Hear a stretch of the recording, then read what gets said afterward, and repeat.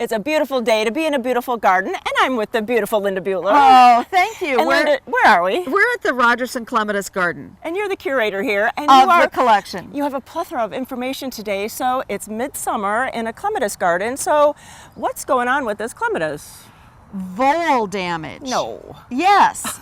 One of our biggest problems out here in a big country garden are voles, which are a little creature similar to a mole. They do a shallow tunnel, and you know you've got them when you see these open holes going down into the ground.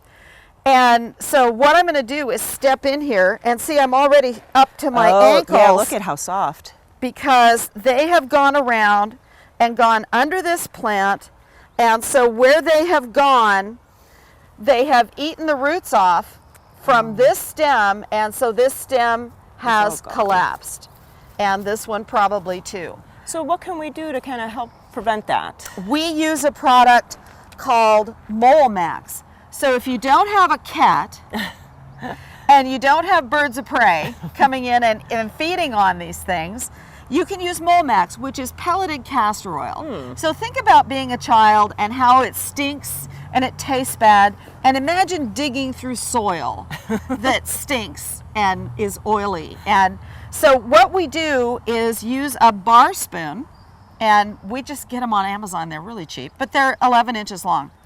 So this time of year, because we don't have rain consistently to wash it in, we which in April we would just broadcast it, like you would broadcast a weed and feed. You know, we just use that kind of contraption.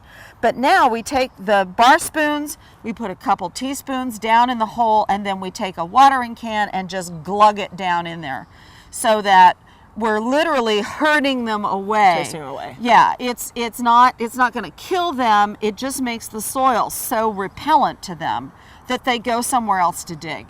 So we basically herd them out of the garden. That is really interesting. It's a great way to do it and get rid of them and protect your plants. And it's organic. Definitely, definitely. We're going to go to another part of the garden and do some summer pruning. So let's go over there now. Okay. Linda, this is a beautiful one, and the seed heads are really pretty too. Right, and in the autumn, they turn a wonderful rusty gold color. Ooh. But it's July. And it's early July. It is. And so Bastille Day, you know, drink some champagne and come out into the garden and do your midsummer pruning. Oh. And people don't think of pruning clematis this time of year, but this plant, this is Clematis manchurica, a species from Manchuria, as luck would have it, is not a climber, but it's a really good rebloomer. And in fact, in Japan, they use this as a cut flower. Oh, it'd be beautiful. They use it as a filler, and it is lightly fragrant. So we're going to go in all the way down to the base of the plant. Yeah, nobody does that. That's amazing. You're a professional, so telling us this great tip. Yeah. So and just pull it all out. Just pull it all out, and it's not hanging on. It's not a climber. It's one of the perennial forms, and so just toss that out of the way. Right. And so we can clean it up. It will come back, and by the 1st of September and through the fall, it will be back in bloom, and you'll get those lovely fall-colored seed heads that this plant produces. So take it all the way down to the bottom. Right. All right. And then, once you've done that, you want to show it a little love by way of apology, and we use organic rose and flower food. Okay. There are a ton of different brands. On all of them, the NPK numbers are below 10, and they're all about the same. So I'm not going to plug any one variety here, but we take a scant handful and just sprinkle it around, not on the plant, but around the crown, and then we'll scratch it in and water it in.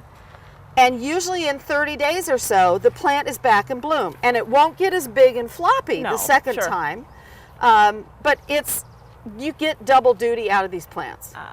So all this information, I have a problem. I want to know more information. How can I get some answers? info@rogersonclematiscollection.org.